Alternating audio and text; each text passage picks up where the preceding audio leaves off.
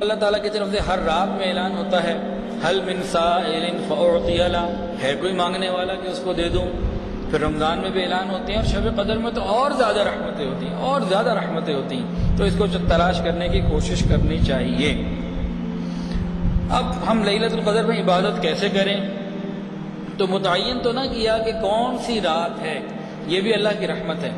اگر متعین کر کے بتا دیتے کہ جی 23ویں رات ہے یا 28ویں رات ہے یا 27 کو ایک رات بتا دی جاتی کہ بس یہی رات ہے، تو کیا ہوتا کہ بہت سارے لوگ تو سارا سال سوئے رہتے کہ جو لیلۃ القدر آئے گی اسی میں عبادت کر لیں گے، کام ہو جائے گا.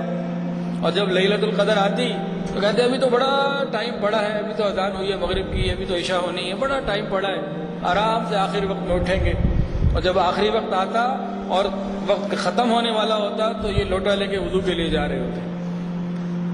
اللہ رب العزت نے اس کو چھپا دیا اور کہا کہ تم تلاش میں لگو، جستجو میں لگو. اچھا، یہ رات جو بھی ہے، لیکن یہ رحمتیں کب ملتی ہیں؟ دیکھیے، انسان یہ تو چاہتا ہے کہ لیلۃ القدر میں مجھے عبادت کی سعادت نصیب ہو، لیکن وہ نعمتیں رحمتیں کب نازل ہوتی ہیں، کس وقت آتی ہیں، جبرائیل علیہ السلام کس وقت تشریف لے کر آتے ہیں، یہ کسی کو نہیں پتا. ٹائم نہیں معلوم کہ رات کو 10 بجے آئے، 11 بجے آئے، 12 بجے آئے، 2 بجے آئے، کس وقت آئے یہ نہیں معلوم. لیکن ایک چیز علماء نے قرآن سے نقطہ نکال کے بتا دیا. فرمایا کہ دیکھو، قرآن مجید میں ایک اشارہ ملتا ہے اور بڑا مزے کا ہے. پروردگار عالم نے ایک طرف تو بات چھپا دی لیکن دوسری طرف بتا بھی دی. جیسے ماں بعض اوقات نا بچے کو کچھ دینا چاہتی ہے لیکن کہیں چھپا دیتی ہے، پھر کوئی اشارے بھی دے دیتی ہے کہ تھوڑی سی جستجو کر کے خود ہی گھر میں تلاش کر لے گا، تھوڑی سی جستجو دیکھنا چاہتی ہے. تو بالکل اسی طرح اللہ تعالیٰ نے چھپا بھی دیا لیکن اشارہ بھی دے دیا. فرمایا کہ دیکھو، تم اس کو ڈھونڈنے کے لیے اعتکاف میں بیٹھو، آخری عشرے میں خوب محنت کرو. وہ جو بھی رات ہوگی اور جس وقت بھی جبرائیل علیہ السلام تشریف لائیں گے فرشتوں کے ساتھ، جس وقت بھی آئیں، لیکن وہ رہیں گے کب تک؟ ہی حتی مطلع الفجر، فجر کی اذان تک. تو ایک راز کی بات بتا دی کہ دیکھو فجر کی اذان تک وہ رہیں گے. اب یہاں سے علماء نے بتایا کہ جو انسان رمضان کا پورا مہینہ سحری سے آدھا پونا گھنٹہ پہلے اٹھ جائے اور کچھ نہ کچھ عبادت کر لے، 4-6 رکعت نماز تہجد کے پڑھ لے، تراویح الگ ہے، تہجد الگ ہے، تہجد کے پڑھ لے، کچھ دعائیں کر لے، کچھ اللہ کو منانے کی فکر کر لے، تو کیا ہوگا؟ پورا مہینہ اگر یہ کرتا رہا تو ایک تو پورا مہینہ اس کو تہجد کا ثواب، رمضان کے پورے مہینے میں تہجد گزار رہنے کا ثواب، اور دوسرا جو رات بھی شب قدر کی ہوگی وہ اس کو مل جائے گی. کوئی رات بھی آئے، ہمارے لیے تو معاملہ آسان ہو گیا. ہم یہ کوشش کریں کہ آخر عشرے میں خاص طور سے کہ سحری سے 1 گھنٹہ پہلے اٹھ جائیں، سحری بھی کر لیں اور آدھا پونا گھنٹہ 1 گھنٹہ خوب اللہ کی یاد میں لگا دیں. وہ جو بھی رات آئے گی وہ انشاءاللہ تعالی ہمیں مل جائے گی. تو وقت پورا ہونے سے پہلے ذرا اٹھ جائیں. اب عام طور سے دیکھیں کہ نفس اور شیطان ایسی نیند طاری کر دیتے ہیں کہ گھر والے اٹھاتے رہتے ہیں، آنکھ ہی نہیں کھلتی، اٹھتے کرتے کراتے سارا وقت نکل جاتا ہے. اب چند منٹ رہ جاتے ہیں تو اس میں بس فقط چند لقمے کھا کے سحری کر لیتے ہیں. یہ سحری کرنا کیا ہے؟ یہ عبادت ہے. اور ویسے ایک بات بتاؤں، جو اللہ والے ہوتے ہیں نا ان کو تو عبادات کی لذتیں ملتی ہیں. مثال کے طور پر حج کرنے کا مزہ، قرآن پاک پڑھنے کا مزہ، روزہ رکھنے کا مزہ. جیسے حضرت علی ایک عجیب بات فرمایا کرتے تھے رضی اللہ تعالیٰ عنہ، فرماتے تھے گرمی کے موسم میں روزہ رکھ کر دوپہر کے وقت میں جہاد کرنے کا جو مزہ آیا وہ کہیں اور نہیں آیا. گرمی بھی، روزہ بھی، جہاد بھی، محنت بھی.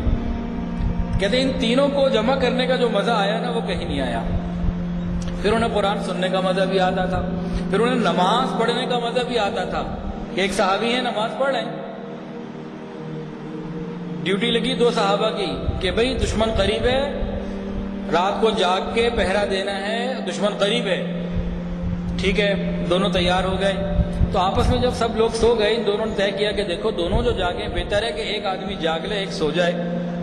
اور آدھی رات ایک آدمی جاگ لے اور آدھی رات کے بعد وہ دوسرے کو اٹھا دے تاکہ فرض بھی پورا ہو جائے، صبح پھر جہاد کے لیے جانا ہے۔ تو ہم لوگ آپس میں ڈیوٹی کو تقسیم کر لیتے ہیں، جو بھی طے ہو گیا چلو بھائی ٹھیک ہے۔ اب ایک آدمی تو سو گئے، اب دوسرے صحابی ہیں وہ کھڑے ہیں جاگنے کے لیے پہرا دے رہے ہیں، تو دل میں خیال آیا میں کھڑا تو ہوں ہی، تو کیوں نہ میں اللہ کا قرآن نماز میں پڑھوں۔ تو جناب انہوں نے نفل کی نیت باندھی اور نماز میں قرآن پڑھنا شروع کر دیا۔ اللہ کی شان، دشمن کہیں قریب ہی تھا، اس نے قریب دیکھا کہ پہاڑی کے اوپر کوئی ہے، تو وہیں سے اس نے تیر مارا، لوہے کا تیر ہوتا ہے، جسم پہ لگا، خون کا فوارہ نکلا، وہ قرآن پڑھتے رہے۔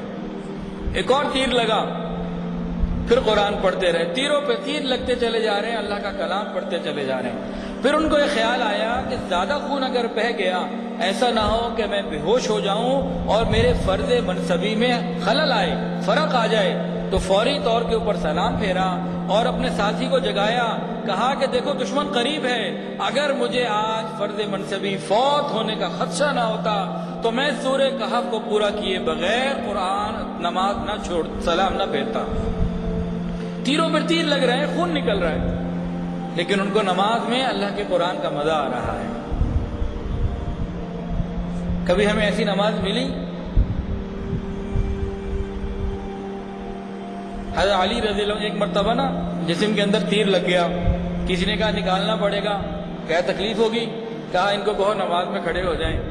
جب یہ نماز میں مشغول ہوتے ہیں انہیں پتہ ہی نہیں چلتا ارد گرد کا، یہ اللہ تعالیٰ کی محبت کے اندر اور احسان کی کیفیت میں ہوتے ہیں۔ تو ان کو نماز کا کہا گیا، نماز پڑھنی شروع کر دی، اور نماز پڑھنے کے بعد انہوں نے پوچھا بھائی تم نے تیر نکالا تھا، نکالا کیوں نہیں؟ کہنے کہ حضرت تو ہم نے نکال لیا تھا، آپ نماز میں تھے، ہم نے وہ آپ کے جسم کے اندر گڑا ہوا تیر جو ہے وہ نکال لیا تھا۔ کہتے ہیں اچھا مجھے پتہ ہی نہیں چلا۔ کیا نماز میں ان کو لذتیں آتی ہوں گی؟ تو ہمارے بڑوں کو ان عبادات میں لذتیں آتی تھیں، لیکن آج ہم کس قابل ہیں؟ ہمیں بس دو ہی عبادات میں لذتیں ملتی ہیں۔ تو کون سی دو عبادات؟ ایک افطاری اور ایک سحری، یہ دو لذتیں بہرحال ہمیں ملتی ہیں۔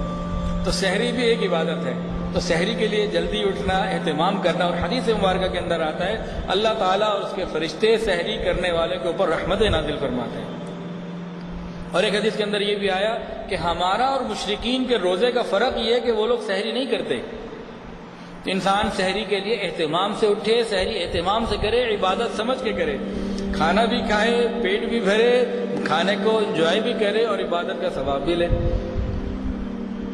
تو انسان سحری کا اہتمام کرے اور سحری کے وقت تھوڑا جلدی اٹھ کے دعاؤں کا اہتمام کر لے، کوئی تہجد پڑھ لے، تو کیا ہوگا کہ ہمیں انشاءاللہ العزیز لیلۃ القدر کی رات مل جائے گی۔